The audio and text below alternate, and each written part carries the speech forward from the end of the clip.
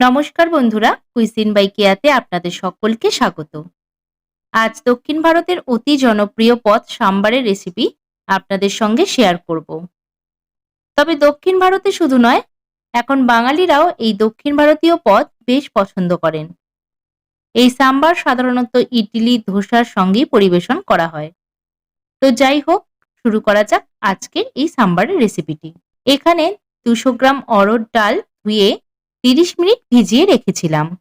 এখন এই ডালটা সেদ্ধ করে নেব। প্রেসার কুকারে পরিমাণ মতো জল দিলাম। এবারে ডালটা দিয়ে দিচ্ছি।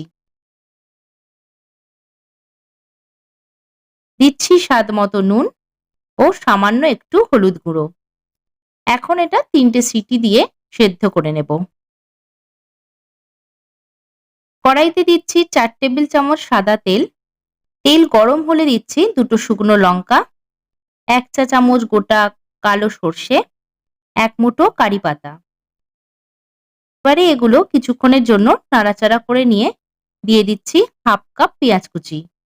সাম্বারে পেঁয়াজের পরিমাণ বেশি লাগে, তো এখন আমি স্লাইস করে কাটা পেঁয়াজ দিলাম। পরে আবারও ডুমো করে কাটা পেঁয়াজ দেব।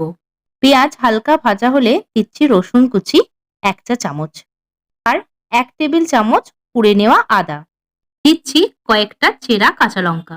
আদা রসুন দেওয়ার পর কিছুক্ষণ কষিয়ে নেব। সামান্য হলুদ গুঁড়ো, 1/4 চা চামচ লঙ্কা গুঁড়ো, হাফ চা চামচ কাশ্মীরি লঙ্কা গুঁড়ো, হাফ কাপ টমেটো কুচি।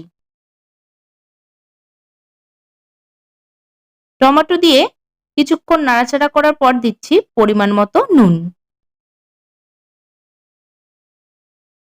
নুন দেওয়ার পর দেখবেন টমেটো থেকে জল ছাড়তে শুরু করবে। তখন দিচ্ছি ছোট ডুমো করে কাটা কুমড়ো, 2 ইঞ্চির মতো করে কাটা ডাঁটা, ডুমো করে কাটা বেগুন, ছোট টুকরো করে কেটে নেওয়া লাউ, গাজর আর বিনস। এবারে সমস্ত সবজি এই মশলার সঙ্গে বেশ কিছুক্ষণ নাড়াচাড়া করে নেব। কষানো হলে তারপর আঁচ কমিয়ে চাপা দিয়ে দিচ্ছি। এরপর ঢাকা খুলে দিয়ে দিচ্ছি 3 টেবিল চামচ সাম্বার মশলা। এই সাম্বার মশলাটা আমি বাড়িতেই বানিয়েছি, আর এর ভিডিও আপনাদের সঙ্গে অবশ্যই একদিন শেয়ার করব। সমস্ত কিছু খুব ভালো করে মিশিয়ে নিয়ে দিয়ে দিচ্ছি 2 কাপ উষ্ণ গরম জল।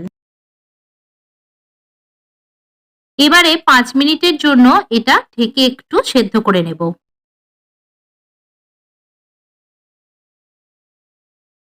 এখন দিচ্ছি অল্প একটু বিট নুন, 2 টেবিল চামচ তেঁতুলের কাঠ, 1 চা চামচ আখের গুড়, আর দিচ্ছি হাফ কাপ ডুমো করে কাটা পেঁয়াজ। এগুলো মিশিয়ে নেব। এই সাম্বারে কিন্তু এই তেঁতুলের কাঠ আর আখের গুড় অবশ্যই দিতে হবে, না হলে কিন্তু অথেন্টিক যে সাম্বার সেটা হবে না। এখন 3টে সিটি দেওয়ার পর অরহর ডালটা ভালোভাবে সেদ্ধ হয়ে গেছে, আর ডালটা একটু কাটার সাহায্যে ভালো করে ম্যাশড করে নিচ্ছি। এবারে এই ডালটা এতে দিয়ে দিচ্ছি।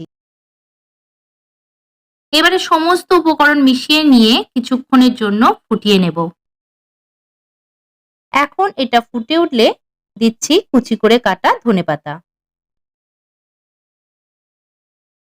ফোড়ন দেবার জন্য এবারে অন্য একটা কড়াইতে দিচ্ছি 2 টেবিল চামচ সাদা তেল, আর তেল গরম হলে দিচ্ছি 1 চা চামচ গোটা কালো সর্ষে, 1 মুঠো কারি পাতা, হাফ চা চামচ হিং।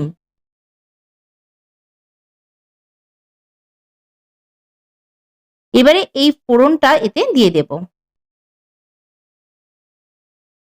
ব্যাস, সহজেই তৈরি হয়ে গেল সাম্বার।